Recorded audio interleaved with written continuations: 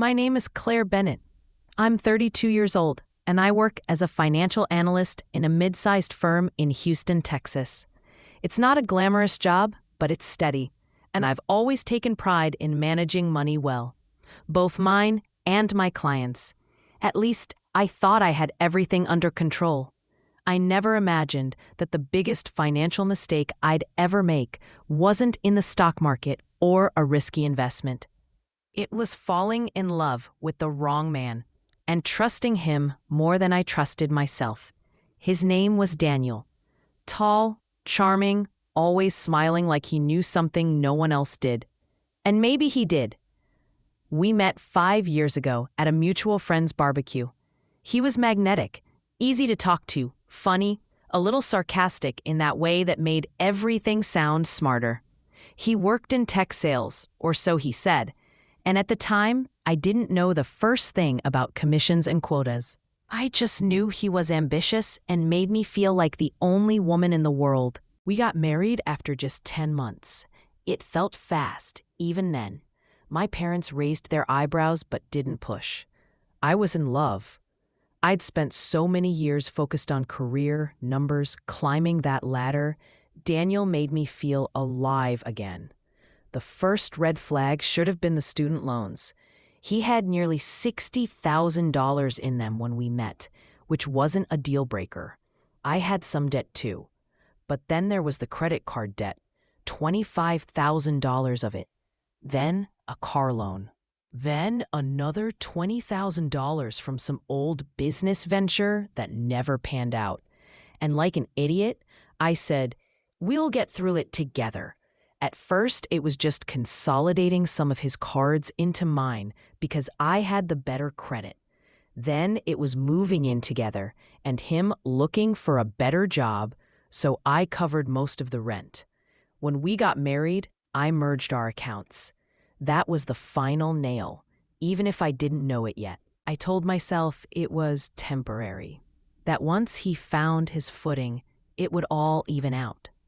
That's what marriage was, right? For better or worse. But somehow, temporary turned into 3 years of me working longer hours, taking freelance gigs on weekends, and budgeting our groceries down to the last coupon, while he played Xbox. Don't get me wrong, he worked, but there was always a reason his job wasn't the one. He'd switch companies every 6 to 8 months. Each time, there was some excuse. The manager was toxic. The pay structure changed. The leads weren't coming in. Meanwhile, I was chipping away at $180,000 of joint debt, most of which wasn't even mine. And I did it without complaining. Because love, because hope, because I thought if I helped him get out from under it, we'd finally start building something together. The final payment cleared on a Wednesday morning. I remember it clearly because I cried when I saw the balance $0 screen. I was at work, sitting at my desk, and I actually teared up. I texted Daniel a screenshot. He replied with just, "Nice." No celebration, no flowers, no dinner, not even a hug that night. I chalked it up to stress. He had recently started a new opportunity and claimed he was adjusting. That Friday, he asked me to meet him for lunch at a small cafe near our apartment. I walked in thinking maybe he was going to surprise me with something. Instead, he slid a white envelope across the table. No smile, no emotion. I opened it. Divorce papers. I looked up at him, stunned. What? What is this? He sighed like I was the one being dramatic. "Claire, it's just not working. You know that. We haven't been happy for a long time." "We?" I snapped. "I just paid off your debt, Daniel. We're finally free to breathe. And now, you decide it's not working?" He shrugged. "It's not about the money." But it was. It was always about the money. He had used me like a bank, a loyal, stupid, trusting bank. And the second the last withdrawal cleared, he walked away. The next few weeks were a blur of numbness and disbelief. He moved out that same night, no fight, no drama, just packed a duffel bag and left like he'd planned it all. And maybe he had. My friends said I should be grateful, that I was free now, that I could finally live without dragging his dead weight. But gratitude wasn't the word I felt. I felt rage. Boning, calculated, clear-eyed rage. Because the worst part wasn't the betrayal. It was that he thought I was too nice to do anything about it. He thought he'd won. He didn't realize I'd kept every receipt, every email, every transaction, every dumb little lie he'd told me. He thought I was just a quiet finance girl who'd go cry into her spreadsheets and let him go live his new carefree life with zero debt and a clean slate. He had no idea who he'd just double-crossed. 1 week later, I logged into an old email account we used to share for bills and subscriptions. I was curious to see if he'd changed the password. He hadn't. Amateur move. That email was a gold mine. I found invoices from a private gym membership under his name, signed up 2 months before he moved out. Funny, he always said we couldn't afford one. I found flight confirmations from a trip he had booked with someone named Ava R. Departure, 2 weeks from now. Round trip to Cancun. Using my financial record, the improved credit score and debt-to-income ratio I gave him, he was planning a whole new life. New house, new woman, new start. On the back of my labor. That was the moment I stopped being sad and started planning my revenge. I wasn't going to slash tires or burn his clothes. That would have been too easy, too satisfying for him. I was going to do what I did best: track the money, follow the data, set the trap. I started by calling my bank. I still had access to one joint account he forgot to remove me from. It only had a few $100s, but that wasn't the point. I left it at zero. Then, scheduled recurring transfers for 50 cents every week, just enough to keep it active. I wanted him to think he still had full control. Meanwhile, I called a lawyer, a very good lawyer, because Daniel didn't know one key thing. When I paid off his debt, I did it through our joint marital assets, not as a gift, which meant I had claim to everything he now owned, especially anything purchased or financed within 6 months of our divorce filing. That mortgage, that new house, that vacation. Let's just say Daniel was about to learn how expensive freedom can be. After I discovered Daniel's emails, his trip to Cancun, his new girlfriend Ava, and the mortgage application, I felt strangely calm, cold even. You see, betrayal can either break you or sharpen you. In my case, it did both. First, it cracked me open. Then it reforged me into steel. And the one thing Daniel never understood was just how much information he'd handed me over the years. He'd been careless. And I never forget a number. I spent the next few days gathering everything. Bank records, debt repayment schedules, email threads, shared cloud folders, copies of loan agreements with my name co-signed. All of it. I labeled it by year, by account, by purpose. Like a war general preparing for battle. And honestly, I was enjoying myself. The sweet thing about being underestimated is that no one sees you coming. Daniel thought I was meek. Thought I was just a tired wife grateful to be free. But I was watching, and more importantly, I was learning. My first move was with my lawyer. Her name was Monica Jansen, and she was exactly who I needed. A brutal, whip-smart divorce and financial litigation attorney who didn't blink when I told her what happened. "This man used you as a debt mule," she said, flipping through the folder I'd handed her. "And now he's trying to walk away with a clean credit score and a new life? Honey, we're going to torch his world." Monica filed for spousal reimbursement. It's not widely known, but in Texas, if you can prove that you used your separate income to pay off your spouse's separate debt, you're entitled to reimbursement, sometimes in property, sometimes in cash. Since Daniel was now trying to qualify for a mortgage, that meant he'd need all the liquidity and credit he could muster. And I was about to shake it loose. Now here's where it got fun. Remember Ava, the woman Daniel was traveling to Cancun with? Well, a little social media sleuthing revealed she was a receptionist at a wellness spa, about 30 minutes from our old apartment. Her Instagram was wide open, filled with filtered selfies, smoothie bowls, and captions like "Healing Era." In one post, she wore a bikini I recognized from an Amazon wishlist Daniel had shared with me 2 years ago.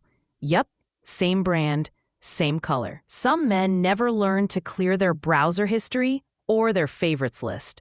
I didn't follow her. That would have been obvious, but I created a burner account and watched quietly.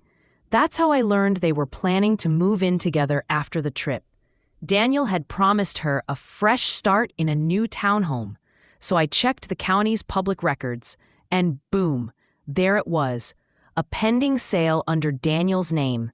He hadn't closed yet, but he was about to. I told Monica to hold the lawsuit just long enough to let the sale go into final review. Because if there's one thing mortgage lenders hate, it's liabilities popping up during closing. I waited, watched Ava post a boomerang of their packed suitcases with the caption, "Next chapter, Hummer."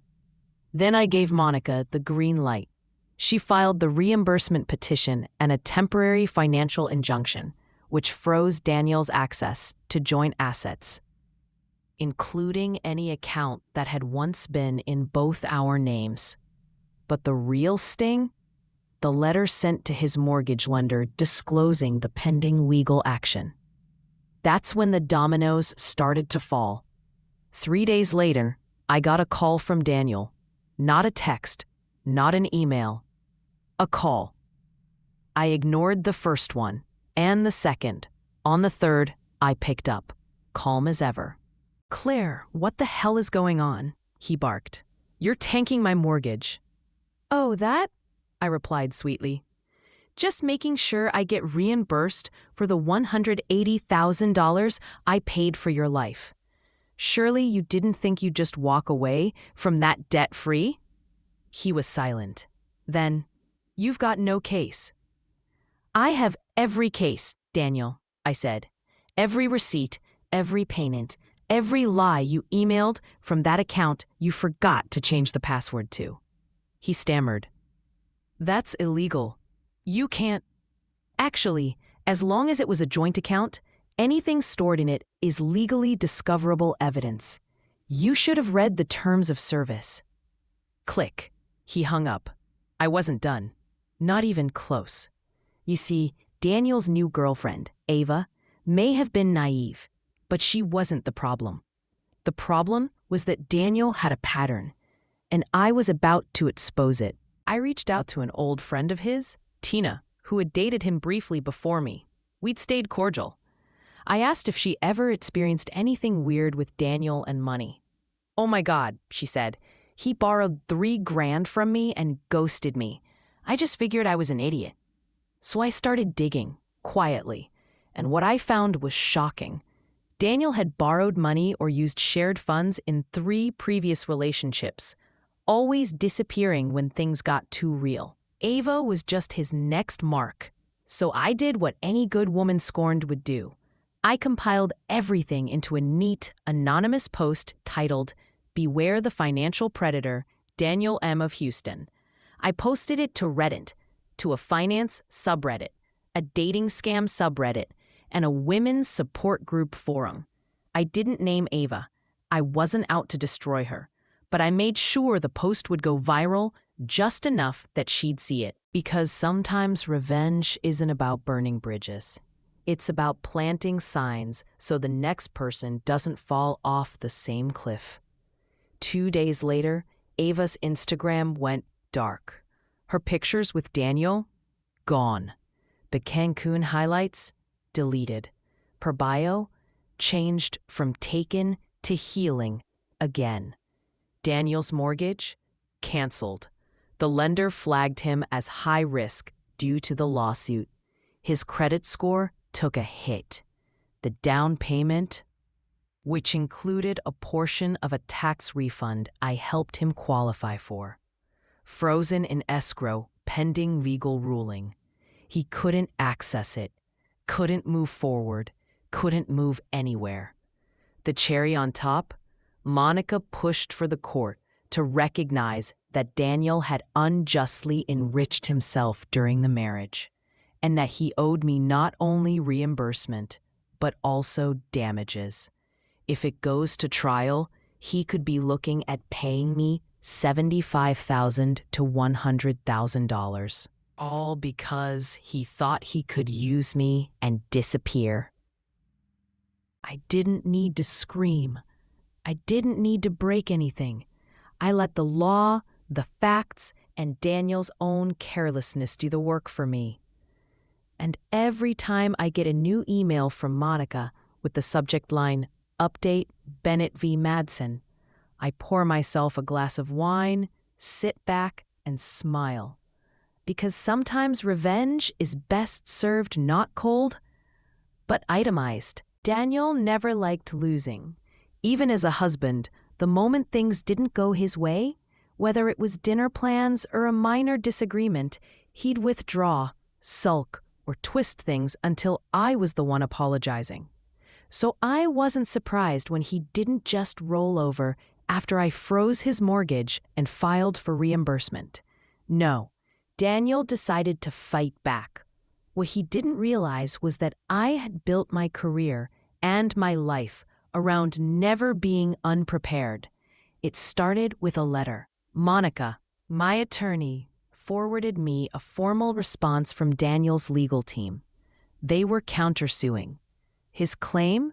That I'd gifted him the money used to pay off his debts and student loans. That I'd voluntarily supported his financial well-being out of love and therefore had no legal right to seek reimbursement. The audacity. Monica and I sat across from each other in her office, both sipping coffee like we were watching a slow-motion train wreck. She raised an eyebrow. Typical narcissist move. He's trying to rewrite the entire history of your marriage in legalese. And that's when I made my decision. If he wanted war, I'd give him one. I wouldn't just win. I'd ruin the version of himself he was trying to sell to the world. The best part about being married to a man like Daniel was how much he talked. He always wanted to sound like the smartest guy in the room, especially about his finances, investments, or business ventures, most of which were glorified pyramid schemes he bailed on. And he used our shared laptop for everything, even the scans. I spent the next week compiling a digital dossier, emails, documents, PDFs of business coaching invoices from shady WED seminars he charged to our credit card, Venmo transactions he swore were loans to friends, but were really gambling debts. But the most damning file? A spreadsheet, his spreadsheet, where he tracked how much I'd paid toward his debts. I had found it in an old cloud folder labeled 2021 Financial Game Plan.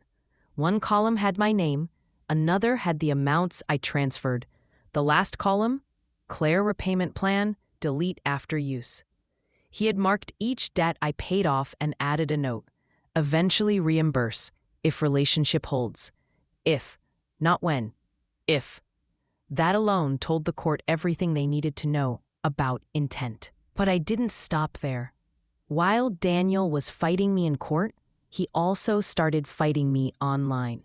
Suddenly, I started getting nasty messages from anonymous accounts on Instagram. Things like, gold digger who wants more than she gave. Maybe if you weren't so controlling, he wouldn't have left you. Must suck knowing he never loved you. At first, I was furious. Then, curious. Because the grammar, The sentence style, it was his. Daniel had always written the same way, like a spoiled frat boy who watched too many courtroom dramas. So I did what any good analyst would do. I pulled metadata, screenshots, cross-checked IP logs on the shared Netflix and Spotify accounts he'd forgotten to log out of. One of the burner accounts used the same recovery email tied to an old Dropbox we both used during the pandemic. Bingo! I filed a complaint for cyber harassment through Monica, attaching all the proof. Even if nothing major came of it, it strengthened our case. A man who was emotionally devastated by a surprise reimbursement lawsuit doesn't usually spend his evenings creating Instagram troll accounts. Daniel had never imagined that the woman he took for granted for 8 years would become his biggest threat. At this point, Daniel's mortgage had been denied. His savings were frozen pending court resolution, and his new girlfriend had ghosted him so hard she may as well have entered witness protection. But there was one card left to play, one I had kept in my back pocket. Daniel worked for a financial consulting firm that claimed to prioritize integrity, honesty, and transparency. I knew this because I'd helped him edit his resume to land the job. What his firm didn't know? That Daniel had engaged in multiple instances of financial misconduct while we were married, including putting me down as a co-signer on 2 credit cards I never agreed to, forging my initials on one, and participating in a shady cryptocurrency investment group that nearly got flagged by the IRS. He'd bragged to his buddies about it in a Slack chat once, which I'd saved. All I needed was a little push. So I created a detailed but anonymous tip report and sent it to their internal ethics department, with copies of the falsified credit apps and excerpts of the Slack chat attached. I didn't need to lie. I just let the truth speak for itself. 3 weeks later, I heard from a mutual acquaintance. Daniel was on administrative leave while an internal investigation was underway. He must have known it was me because he showed up at my apartment building, not inside. Of course, I'd changed the locks and notified the front desk to deny him access, but he waited outside just past the mailbox cluster as I came home from work. He looked awful, pale, sweaty, wearing a hoodie that smelled like a gym bag and desperation. "Claire," he called out. I didn't stop walking, didn't flinch. "Claire, just talk to me, please." I turned slowly and gave him the coldest stare I could muster. "You're standing on the property I bought," I said. "Back off, or I'll report you for trespassing." His face twisted. "You're seriously ruining my life because of a misunderstanding?" I laughed. "You dumped me the day after I gave you financial freedom," I said. "You manipulated me, cheated on me, forged my name, and now you want mercy?" "You were always so damn dramatic," I cut him off. "No, Daniel. I was always patient, and you mistook that for weakness." Then I turned and walked away. I didn't look back. The legal case is ongoing, but I'm confident. The judge has already approved discovery of Daniel's financial activity going back 5 years. His lawyer keeps trying to negotiate a quiet settlement, but I'm not ready to be quiet yet. Monica thinks we can push for triple restitution, including emotional damages, and claw back his half of the tax refunds I helped him earn by manipulating my filing status. Daniel is trying to sell his car to pay legal fees. His firm hasn't fired him yet, but his reputation in tatters. And as for me, I sleep better than I have in years. I go to yoga, I read again, I volunteer on weekends at a women's finance clinic, helping women spot red flags before they get trapped like I did. I may have lost a husband, but I gained clarity, confidence, power. And Daniel? He lost the one person who could have saved him from himself. By the time Daniel's legal team begged for a settlement conference, I thought I'd seen every desperate trick in his playbook. But I wasn't prepared for her. Not even a full day after I sent Monica a revised affidavit and a fresh batch of financial records, I received a message on my professional LinkedIn account, one I hadn't touched in weeks. It was short, awkwardly polite, and signed by someone named Jessica Lane. "Hi, Claire. I know you probably hate me, but I need to speak with you. It's about Daniel. It's urgent. Please." I stared at the message for a long time, rereading it like it might change into something else. Jessica Lane. The same name Daniel had accidentally Venmo'd for brunch plus hotel before we divorced. The same woman whose photo popped up on his phone when he accidentally left it on the kitchen table one night while he showered. The woman he left me for. And now she wanted to talk? I almost ignored her. Part of me wanted to delete the message, block her, pretend I'd never seen it. But the rest of me, the part that had grown sharper, colder, smarter, knew that sometimes the best intel comes from unlikely sources. I replied with 2 words: talk fast. We met at a neutral coffee shop. No names were exchanged with the barista. We didn't hug, didn't smile. I wore sunglasses, kept my hair tied back. She looked exactly how I remembered. Young, pretty, maybe mid-20s, with a nervous energy like a deer caught in headlights. She was already sipping a latte when I arrived. "I didn't think you'd actually come," she said, her voice barely above a whisper. "I don't usually meet with people who help ruin marriages," I replied. "But you said it was urgent." Jessica's face flushed red. I didn't know. At first. He told me you were separated, that you'd filed already, that you're just dragging it out for money." I said nothing, just watched her squid. Then she pulled a flash drive from her purse and slid it across the table.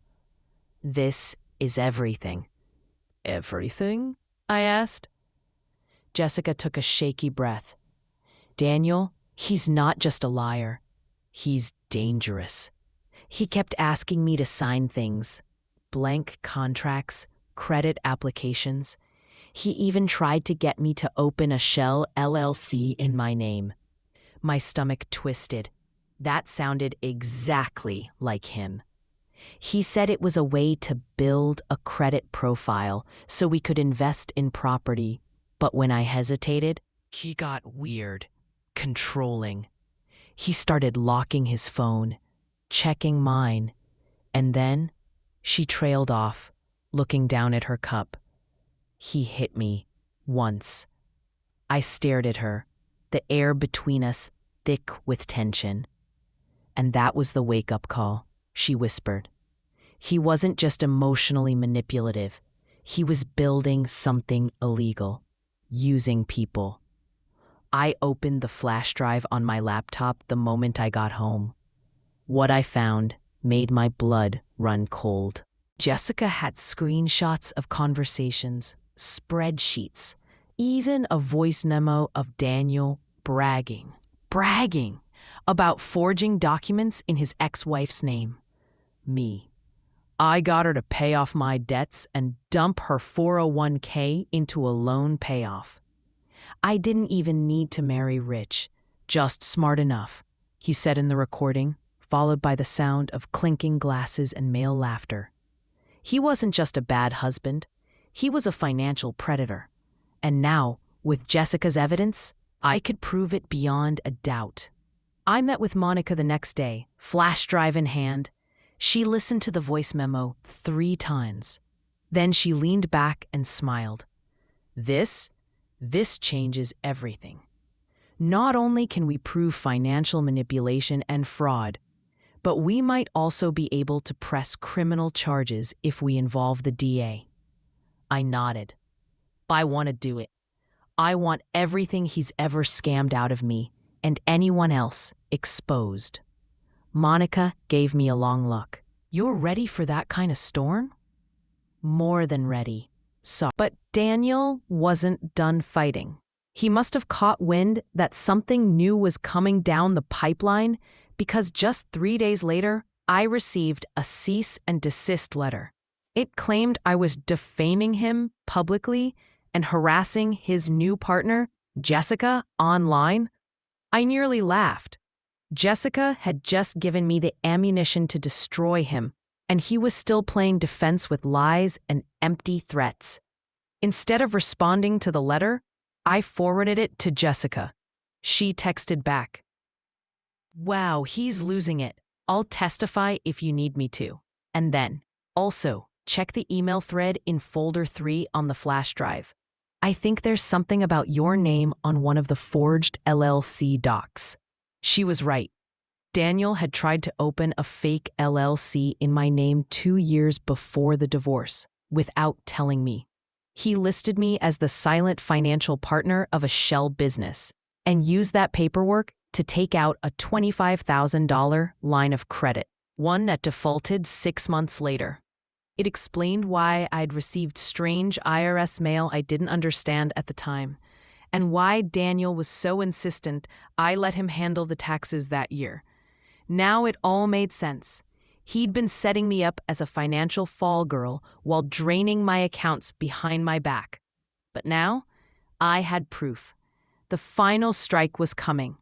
We filed a formal fraud complaint with the state. Monica looped in the white-collar crimes division of the DA's office. Everything Jessica had given us, the spreadsheet, the audio, the forged documents, was turned over as evidence. A preliminary hearing was set. Daniel, still thinking he could bluff his way through, didn't even retain a criminal defense lawyer at first. That changed when he got the subpoena. He called me the next day. Blocked number. Voicemail only. "Claire, please, you've made your point. I was stupid. I was selfish. But we don't have to ruin each other. I'm begging you, just let this go." I didn't respond. Not then, not ever. Because what Daniel never understood is that some betrayals cut so deep, forgiveness becomes a foreign language. I wish I could tell you that when the subpoena hit Daniel's mailbox, he simply folded and surrendered. But narcissists don't unravel in a straight line. They kick, scream, claw at the edges of the trap until they realize they've cornered themselves. When I filed the fraud complaint with the DA, Daniel thought I was bluffing. He assumed this was still the Claire he'd married, the woman who said sorry too much, who handled the bills, who flinched when things got tense. He didn't understand that version of me died the day he served me divorce papers after I paid off his $87,000 in debt. And now he was finally about to meet the woman I'd become. It started with the freeze.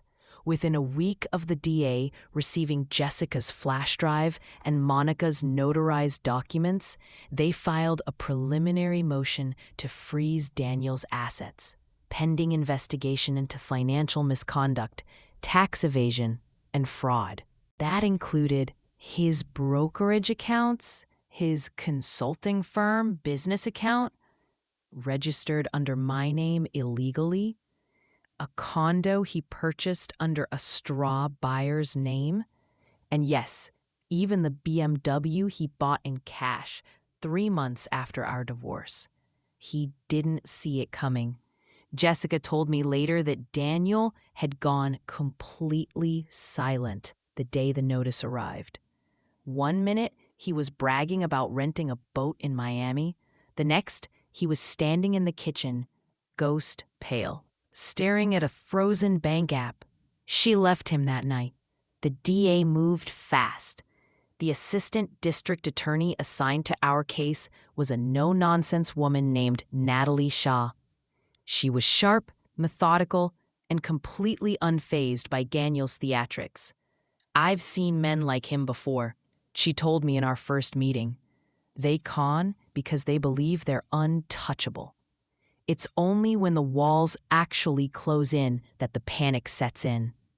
She arranged for a forensic audit of Daniel's finances, not just post-divorce, but going back 5 years. That included unreported income, forged applications, credit card fraud, and the LLC he'd created under my name to open a $25K line of credit. It turned out that Daniel's entire business model had been a shell game of lies and charm, and now the government had the receipts. Daniel lawyered up fast.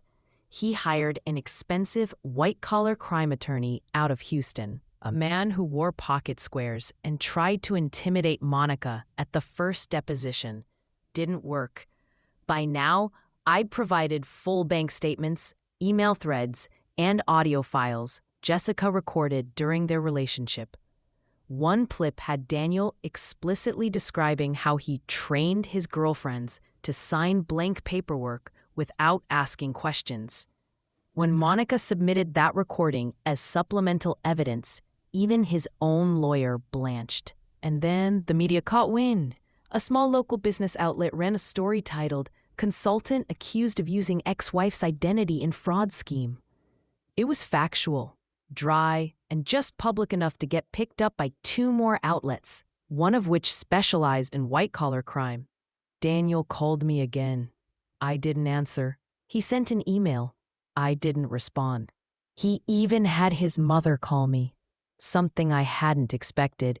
"Claire, he's always been impulsive," she said. "But you two were so good together once. Don't you think this has gone far enough?" I hung up. The indictment came 2 weeks later. 3 felony charges: identity theft, bank fraud, tax evasion.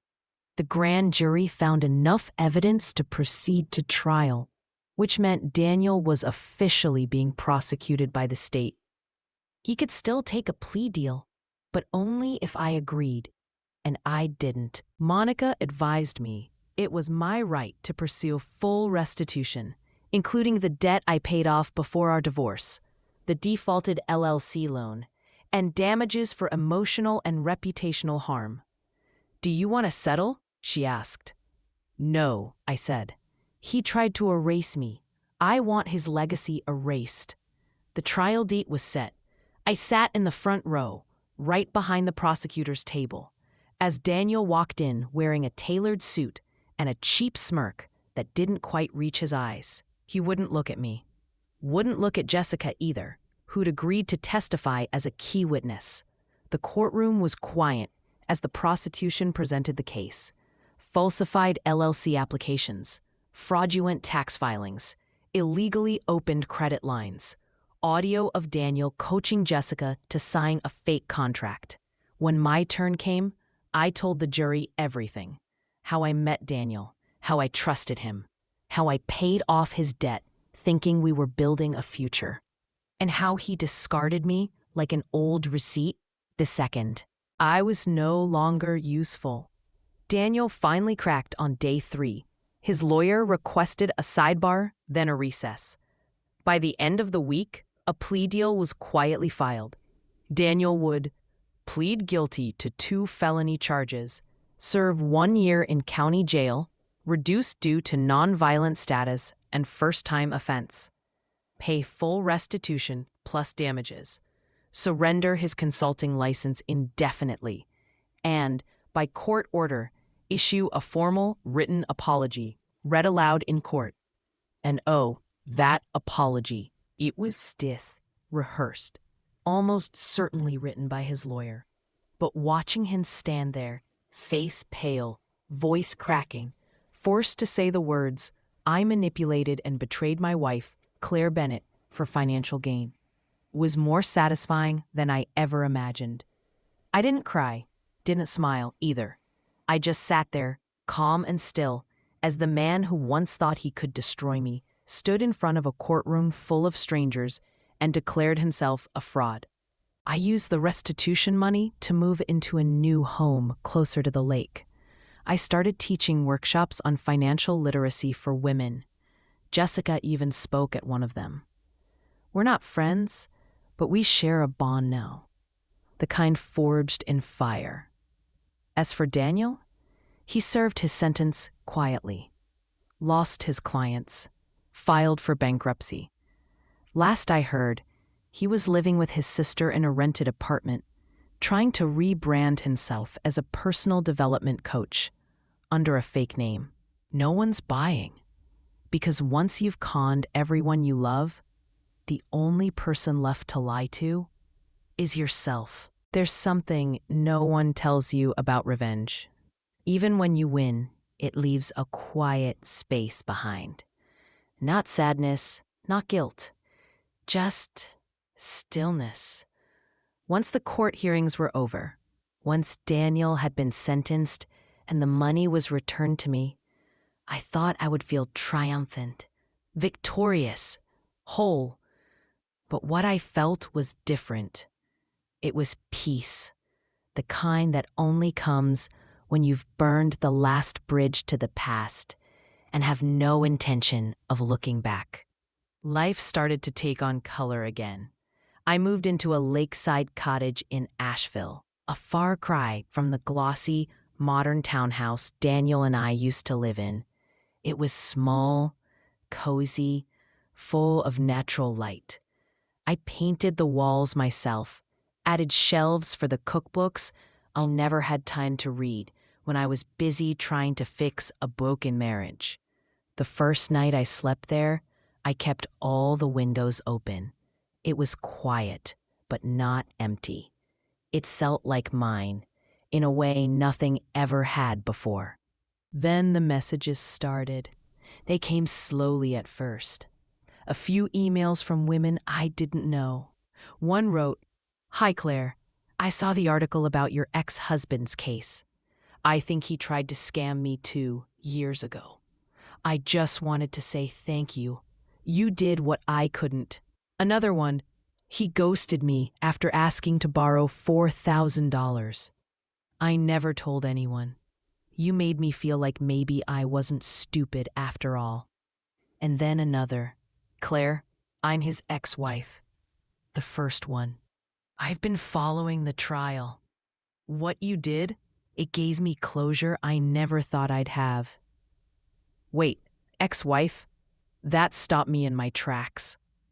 Daniel had told me he'd never been married before, that I was his first serious relationship. But the woman who emailed me, her name was Lauren Holt, attached a copy of her divorce certificate. Same Daniel, same last name, same charming signature at the bottom. They'd been married for 3 years. She left after he drained her inheritance and lied about investing it into a startup that never existed. She tried to press charges, but she had no proof. He made sure of that. "I wasn't smart, like you," she wrote. "I didn't keep receipts. I just wanted out." We decided to meet. Lauren lived just one town over. She brought an old manila folder filled with scraps of her story. Bank statements, a letter from her father begging her to come home, even an old restraining order she never officially filed. I sat across from her in a coffee shop and realized I was looking at a version of myself that had barely survived him. She had the same tired smile, the same defensive posture, the same haunted pause before answering a question. "He made me think everything was my fault," she said. "I went to therapy for years trying to figure out why I was so broken." I reached across the table and touched her hand. "You weren't broken," I said. "He just needed you to believe you were." Together, we filed a civil suit. The criminal charges had already gone through, but Lauren had every right to seek compensatory damages for emotional distress and financial losses. I offered to front her legal fees. At first, she refused. Claire, you've already done so much. You don't owe me anything. I know, I said, but he owes you, and we're not done yet. Her case wouldn't bring prison time, but it would bring exposure. And that was something Daniel feared more than jail. He lived on image, reputation, the illusion of success. I was about to make sure the world saw him clearly for the first time. And then came the final blow. A small YouTube channel that specialized in white-collar crime stories reached out to me for an interview. They'd read the court reports, followed the trial, and wanted to do a segment on financial abuse and identity fraud in marriages. At first, I hesitated. I didn't want to become that woman, defined by a scandal, frozen in time by what had been done to her. But the producer said something that stuck with me. You don't have to tell your story for you. Tell it for the women who never got their money back, the ones who think no one will believe them. So I did. The video was titled, "He Took Everything Until I Took It All Back, Claire's Story." It went viral in a week. Thousands of comments, other women coming forward, former clients of Daniel's who realized they'd been overbilled or lied to. And best of all, future employers Googling him would find that video first. Daniel tried to issue a statement. Through a new Instagram account under a slightly different name, he claimed the video was one-sided, that I was an emotionally unstable ex trying to ruin his future out of spite. But no one bought it. Because by then, the facts were public. The court documents, the audio clips, the app. His reputation was irreversibly scorched. He deleted the account 2 days later. I didn't celebrate. I didn't throw a party. Didn't pop champagne. I took a long walk by the lake. The air was cold. The wind pushed against me, and I realized I didn't hate him anymore. Hating him meant he still mattered. Now, he was just a bad chapter in a book I'd finally finished. Life moved on. I kept teaching, started dating again, slowly, cautiously. And every time I saw a red flag, I didn't ignore it. I trusted myself. That was the biggest revenge of all. I became a woman he could never deceive again. Not because I was hardened, but because I was healed. 3 years passed.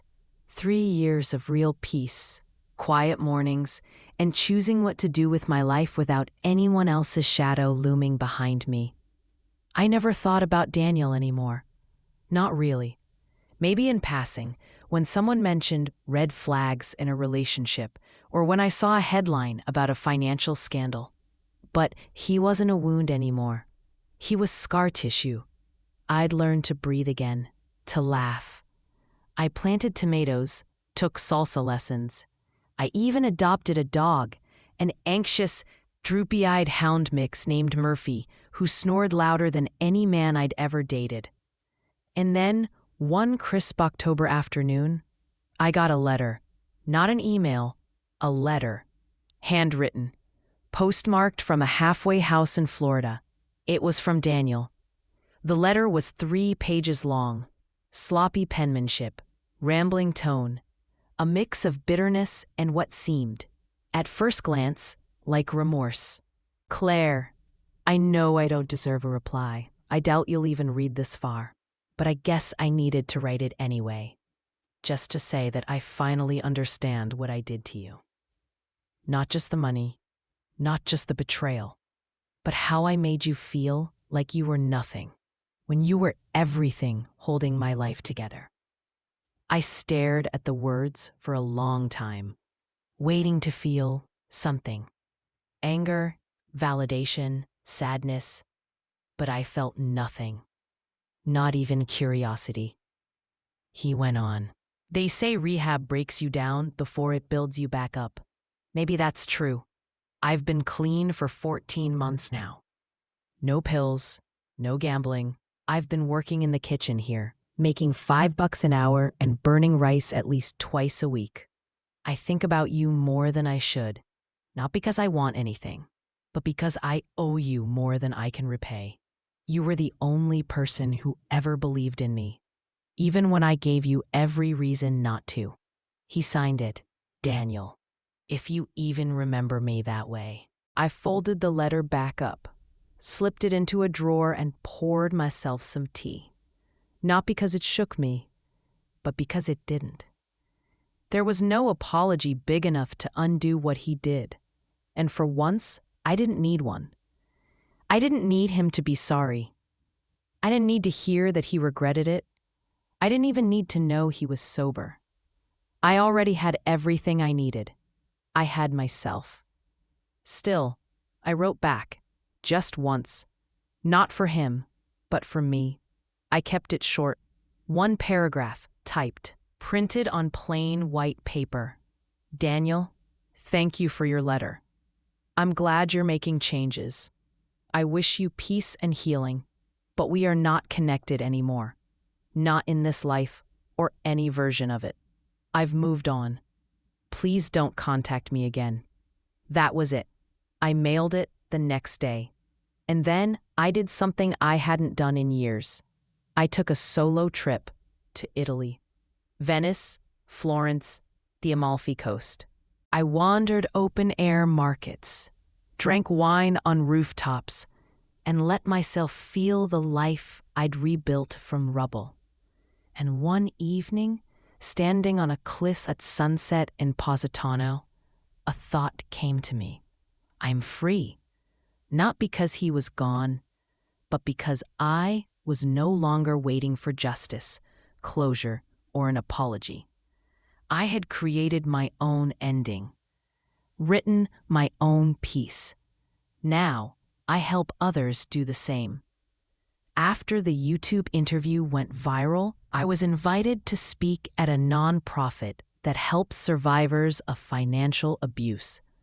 One talk turned into a series, then a book deal, then a podcast.